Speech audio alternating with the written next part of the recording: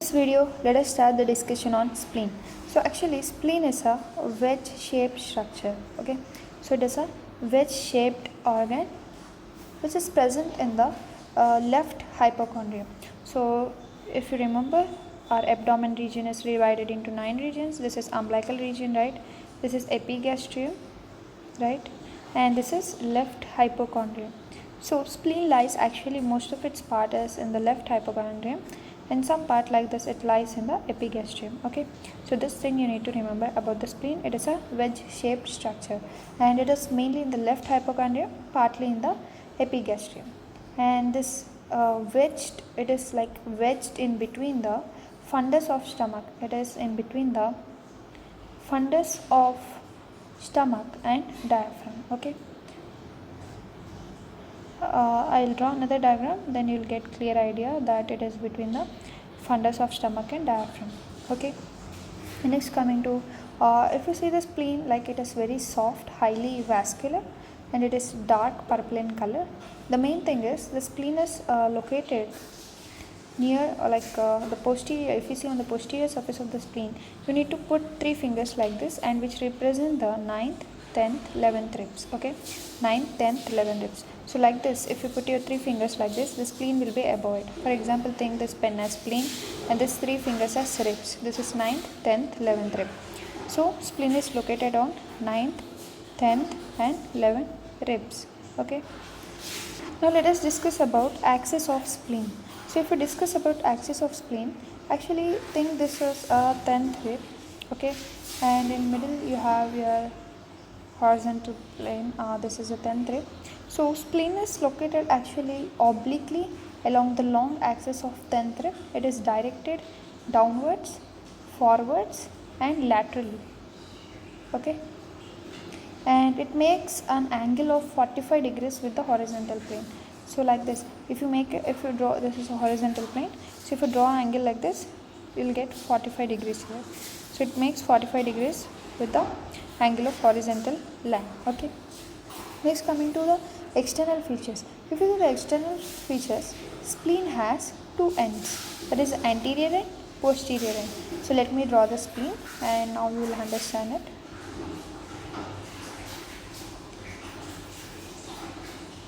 So okay, this is the spleen. Here you will have some folds like this. Okay, so this is the anterior end of the spleen. Okay, and this rounded end here, this is the posterior end of spleen.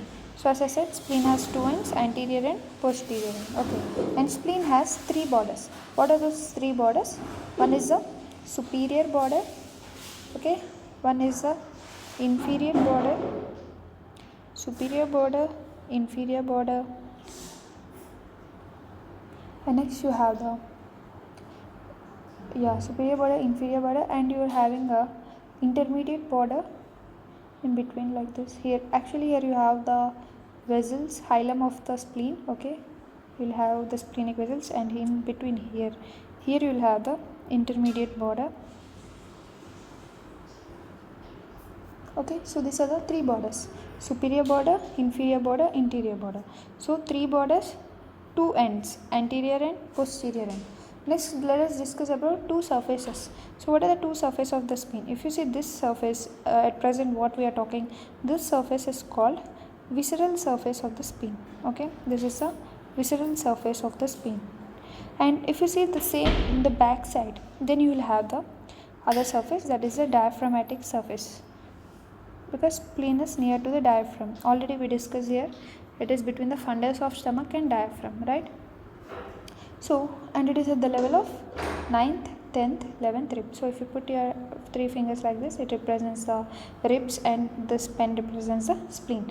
Okay, so like that it is located. And especially if you see the anterior end of the spleen, it is expanded like a border, but it is not a border. It is directed downward, forward, and reaches the mid-axillary line. So this reaches the mid-axillary line. You know the mid-axillary line, that is between your armpit, right? In between the armpit, between the anterior and posterior folds of your armpit, you have mid-axillary line. Okay, so if you observe the posterior end, it is rounded, And if you see the superior border, it is notched, especially near its anterior end here. You can see it is notched.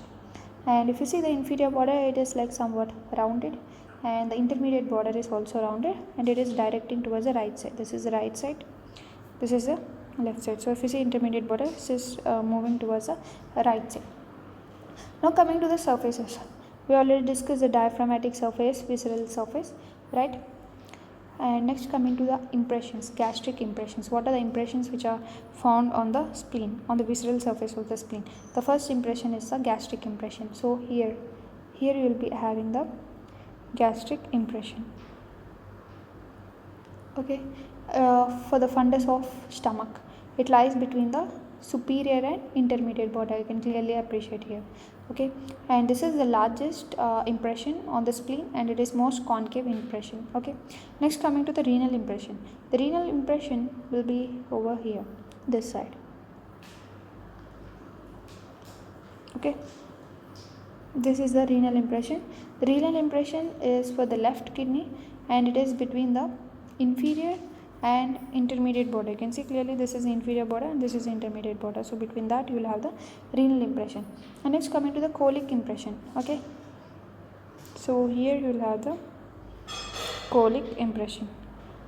So the colic impression for the splenic flexure of the colon, and it occupies a triangular area adjoining the anterior end of the spleen to its lower part, and it is related to even the phrenicocholic ligament. It is related to phrenicocholic ligament.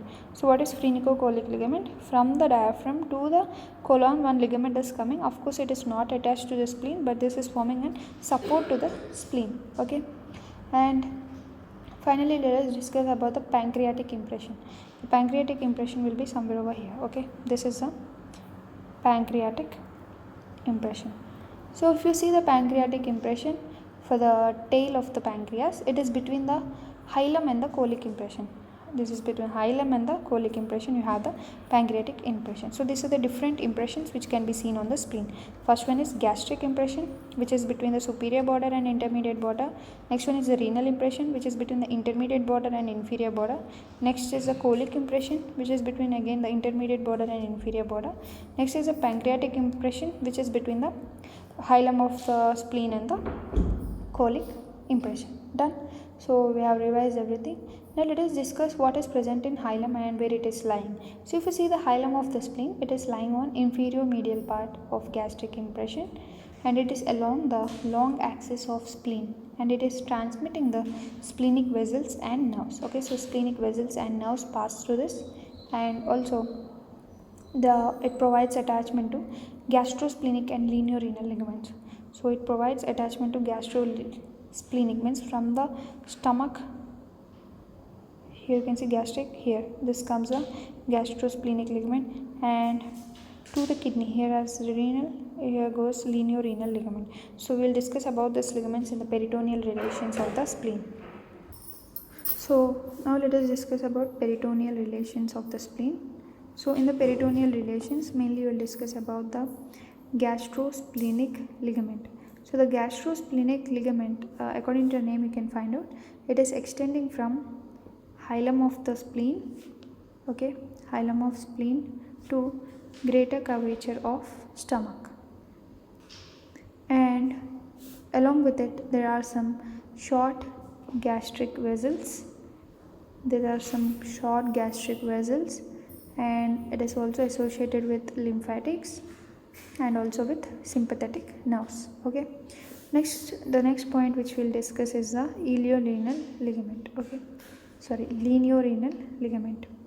So this lineorenal ligament is extending from again the hilum of spleen to the anterior surface of kidney, and it mainly contains a tail of pancreas also. Like it contains a tail of pancreas, splenic vessels, and also pancreatico-splenic lymph nodes. some of the lymphatics are also present, and of course the sympathetic nerves.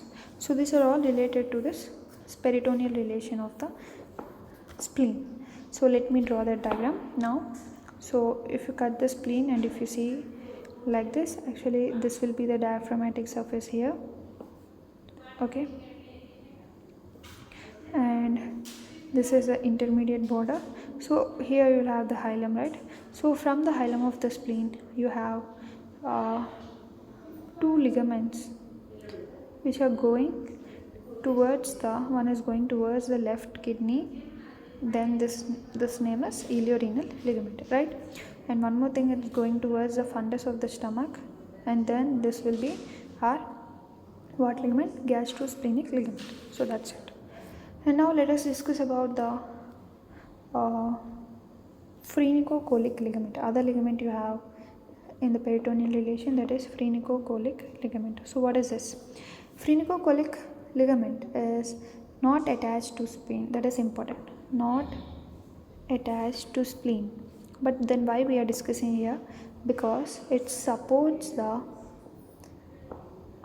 anterior end of spleen, okay? It supports the anterior end of spleen. It's actually a horizontal fold of peritoneum which is extending from splenic flexure, okay, splenic flexure of colon to diaphragm opposite 11th rib in mid axillary line, okay. So it limits upper end of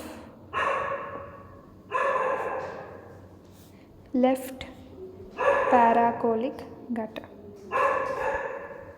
So just if you write this or if you like remember this, it's enough for the phrenicocholic ligament. So three ligaments are present in the peritoneal relations of spleen: gastrosplenic ligament, lineorenal ligament.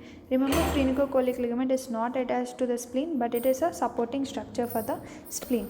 So we have completed the peritoneal relations. Now let us discuss about the visceral relations of the spleen. So coming to the visceral relations of the spleen, so let us draw the diagram.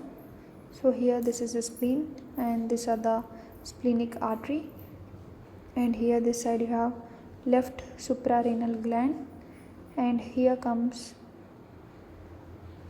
tail of pancreas, and here this is the left kidney. This is the splenic flexure of colon. So this is splenic flexure of colon. This is our spleen. This is splenic artery. This is tail of pancreas. This is left kidney, and this is suprarenal gland, of course left suprarenal gland. So these are like all the organs which are related to the spleen like this, okay. So now let us see what are the relations you can easily find. The visceral surface of the spleen is related to fundus of stomach. Actually here also lies the stomach, okay. So it is related to fundus of stomach and also to the anterior surface of left kidney and also to the splenic flexure of colon and also to the tail of pancreas, okay. So in this previous diagram only we can discuss about the diaphragmatic surface of the spleen. So this is the diaphragmatic surface and here lies the diaphragm, okay. Actually we have if you see the previous diagram here, now if you cut this spleen like this and if you see from this side, then this is how it looks in the diaphragmatic surface of the spleen, okay. So the diaphragmatic surface is related to diaphragm, which separates the spleen from the costodiaphragmatic recess. Actually above here lies the costodiaphragmatic recess. So the diaphragm is separating the costodiaphragmatic recess from the spleen like this, and it is also separating from pleura, lungs, 9th and 10th ribs of left side, and these areas are related like this. So you can see the original diagram over here. So this is the costodiaphragmatic recess above and this is a peritoneum. this is the spleen, and you can see this is a diaphragm. So diaphragm is separating the diaphragmatic surface of spleen from the 7th, 8th, left lung, pleura, costodiaphragmatic recess. Now let us see what is the arterial supply of the spleen. So the artery which is supplying the spleen is of course the splenic artery, which is the largest branch of celiac trunk. Okay. And next coming to the venous drainage. So the venous drainage of the spleen is by splenic vein, and not only this, the tributaries of the splenic vein we need to understand. The tributaries of splenic vein are short gastric vein, left gastroepiploic vein, pancreatic vein, and also inferior mesenteric vein. So let me show this diagram to understand what are these tributaries. So in this diagram you can clearly see, already we discussed about portal vein in previous video, right? The splenic vein along with the superior mesenteric vein form the portal vein. So now we are discussing mainly about the venous drainage of the spleen. It is by the splenic vein. So splenic vein arises from the root of the spleen, and it joins also the inferior mesenteric vein and also superior mesenteric vein, and finally drain to portal vein. So what are the tributaries? As I underlined, these structures are tributaries. That is the left gastroepiploic vein. Tributaries are nothing but they also join the splenic vein. That's it. They will also join the splenic vein and drain into the portal vein finally. So that is left gastroepiploic vein, short gastric veins, inferior mesenteric vein. So these are joining the splenic vein and draining into portal vein. Next, coming to lymph. Remember that spleen has no lymph because it itself is a lymphatic organ. Okay. And next, coming to nerve supply.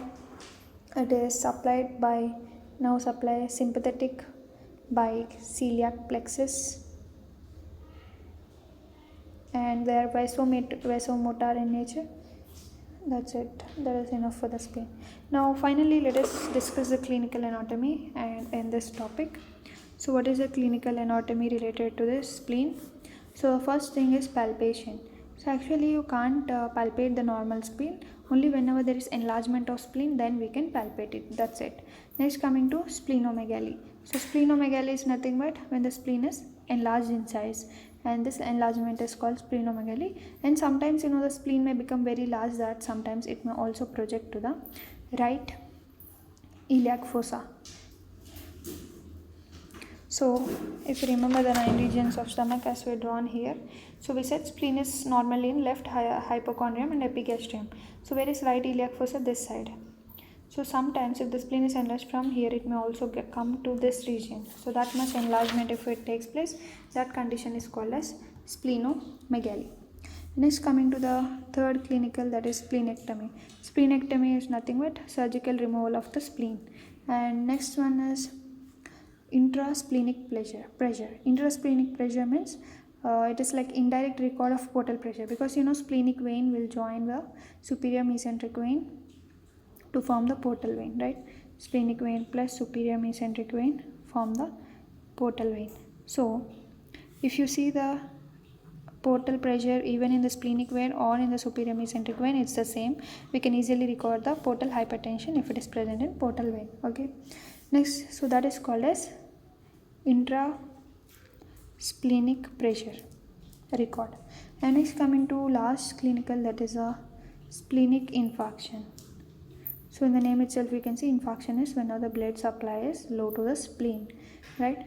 So the smaller splenic arteries are end arteries. So whenever there is obstruction or embolism, it will lead in splenic infarction. So splenic infarction is due to the less blood supply in splenic artery, which is a end artery. Okay, this is causing a referred pain in left shoulder, and this is called as Kehr's sign. So that's it. By this we'll end the discussion on spleen. So we completed about the spleen. Okay, we have discussed every point regarding spleen anatomy. Next we'll start with pancreas anatomy.